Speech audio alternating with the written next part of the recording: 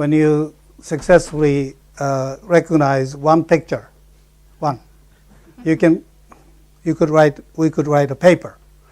So by definition, you always succeed because you can change the parameter so that it works on it. And when we had 10 images, we proudly said in our paper, with a large-scale experiment. So forth. And what I'm most proud of is my PhD thesis then, though.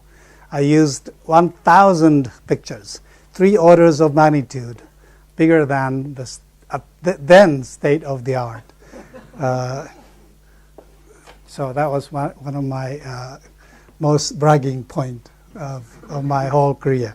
Okay, so now obviously deep learning and so is today's topic, but I'm supposed to be, as an old-timer, I guess I should talk about before then. So probably the most classic paper of computer vision, probably I hope you learned in computer vision class, is Larry Roberts' PhD thesis back in 1963 at MIT, long time ago. And by the way, after his graduation, Roberts went to DARPA, and I don't know why, but he stopped working on vision completely, and he started ARPANET. So he is often credited as the father of Internet today. He must be a very smart guy. Now his idea was going from there to here. Now amazingly, his thesis included everything that we do today, except probably neural net, I think. Projection model, homogeneous coordinate, object model with even variables. For example, the cube or block had A, B, C as variables. So any number. And 2D to 3D match. So the corner to this one, so that you obtain the object pose by minimizing the projection, the expected projection with A, B, C as a variable, minus the difference with observed points, 2D points, and minimize this so that the change A, B, C and the projection model so that this error is minimized, and then you obtain the depth and model. So amazingly, his thesis had everything we do today, and it's interesting if you read back. If I was reading his thesis this morning a little bit to play back what I learned back a long time ago, but if he actually argues the shape or depth perception comes from this type of the modeling rather than what he calls very psychological or perception like perspective distortion and so forth. Maybe a little different from today's viewpoint. It's very interesting though. But anyway, his thesis set the tone of later all of the succeeding the computer vision systems, especially model-based vision, because, as I said, 2D to 3D object matching, pose recovery. And by the way, his thesis was, in a sense, incomplete. He actually started out image, edge detection, line fitting, model match. As you could expect, unfortunately, this middle part didn't work at all. So he had to go from here by probably hand, I guess, this one. But nonetheless, it's amazing work. And so, as I said, it's implied the difficulty of the field that the field has encountered, had encountered then, like reliability of low-level processing, which is probably not 100% solved yet, and commutative combinatorics complexity in matching, many-to-many match, and calibration issue. The second classic paper that I think we should all know is the work of David Marr. He started about, I think this is 1977.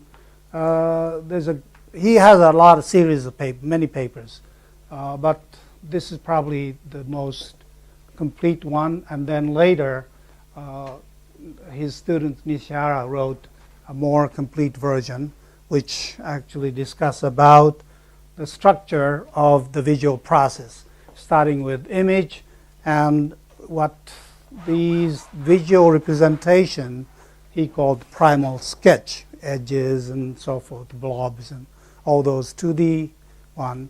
And then he inserted what he called 2.5D sketch. This is typically like a surface orientation, occluding edge, or which side occludes and so forth. That type of what he called 2.5D sketch. And then from there to 3D, like this hierarchical modeling of human. And so his idea was mostly, I think one of the this representation framework probably set the tone later work. And I think one of the strong argument that he had is separation of representation, what should do, what should be computed, and how you do algorithm, and how, in what machine, hardware, that particular algorithm is implemented. In other words, you don't need to, you should separate. The same thing can be done with a different algorithm, with a different hardware. And that view, again, somewhat might be different today. That's another interesting aspect. And he, as you see in the previous image, definitely he emphasized modules from going from here to here a lot. And now I think as viewed back today, I think his approach definitely had a difficulty from here to around here, which again, the major difficulty in computer vision. In other words, passing the boundary between 2D and 3D without much context. I think we found it in a hard way. But nonetheless, I think that framework encouraged development of many shape from algorithm because of the emphasis of that particular process from 2D to 2.5D or 3D, like a stereo shape from and so forth. And there are lots of them that gain historically interesting development. I think Berthold Horn presented a paper 1977 in artificial intelligence, understanding image intensity. Basically, he asked the question, what information do intensity values convey? He always, when he showed up in a presentation, the first thing he said is always, images has more information than edges, because most of speakers start out saying like, oh, here is edge and how edge information can be used, or here's a corner, how corner, and so forth. And and then not quite often that's true. The intensity value itself was not viewed as conveying any particular information other than the difference, for example, generate the boundary, edge, and so forth. Whereas probably we perceive the shape out of this, even though there's no boundary. And so that's his argument. By the way, this is a picture of Amnon, who is our sponsor of this school, who actually worked on this problem too in his thesis. So, in fact, when I again read this paper this morning, it was interesting. He says that, and then this was true. At that time, in AI, talking about physics was no-no. Indeed, when I actually began to talk about physics, I remember a famous AI researcher, I wouldn't say who that is, one from MIT, told me, Takeo, we human does not know how, most of us do not know how light behave and projection model and all those physical process, but we understand pictures. Therefore, or when I argued that camera has to be better, and said, well, even when a poor camera takes a picture, we can understand it. Therefore, physics, good camera, has nothing to do with AI computer vision. That was the strong argument at that time. And therefore, he can say it, you know, characteristics of appearance of surfaces and so forth. Subject which at first glance may seem to take us away from the central issues of artificial intelligence, because that was the argument all the time at that time. And he says that if we could claim computer vision can do anything, we should have some understanding of this physical laws and so forth. So that was the main message of his paper. And it's interesting that his paper, I noticed, by the way, the two papers, this paper and the Shape from Shading first paper that he wrote, there's no picture whatsoever. Zero picture. Everything was mathematics. Everything. It's very interesting thesis. So things like how image intensity, it's the simplest case of Lambertian surface. Lambertian image intensity, as you know, is proportional to inner product of surface normal with respect to U and lighting orientation. And if you represent that, these two vectors by PQ1, called gradient space representation. In other words, 3D vector is represented with one Z component normalized rather than length normalized. These two values, PQ, represent orientation called gradient space. And then if you represent that way, this becomes this equation. And therefore, constant contour has this kind of shape. This is example when PSQS is equal 0.7 and 0.3. And he showed how you can use this representation called reflectance map for various things, like if we have a cube whose cube-like picture whose intensities are known, how that can be combined with the fact that these three edges have this particular combination that can be solved in a very neat way in the gradient space. So that was probably this was the first paper of that nature, and I think it's opened a path to using pixel values as a physical measurement instead of just value. So today, probably you may not, like computational photography indeed uses the value itself as a very important information. Before him, the value itself did not mean that much. And so around that time, we call this physics-based vision quite often. Today, is there that term common? Probably not. Yeah, I think so. Okay, we call it physics-based vision. And at that time, if you don't talk physics, you're not a real computer vision scientist.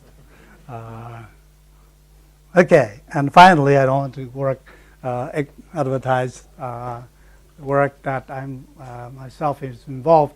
Carlo Tomasi was my student, and he worked on this structure from motion in 1980 to around 80. Is it 80? No, 92. Let me see, 92. Around that time, shape from structure from motion was the most popular topic. Indeed, around that time, 80s, when you go to ICCV or ICPR, CVPR, and so forth, about 40 to 60% of the papers were on structure from motion. And there are so many papers, but none of them actually worked. Because, yeah, I have to say that, to emphasize that this worked. The reason is, it's actually, structure from motion is nothing but a stereo calibration problem, mathematically speaking, almost equivalent. Do you agree? Well, except the motion is so small. Therefore, you're relying on that small motion. Therefore, equation is so unstable that equation-wise it's correct, but in practice, those equations don't work. And therefore, can you believe this? Actually, even a paper appeared which claims that shape from structure cannot be solved. Cannot be solved. That appeared. I wouldn't say who that was. That appeared. And around that time, Carlo was working on it. And then, as usual, we began to work like a Kalman filter-based approach. And a funny thing actually happened. When you do that, the number of variables increase as the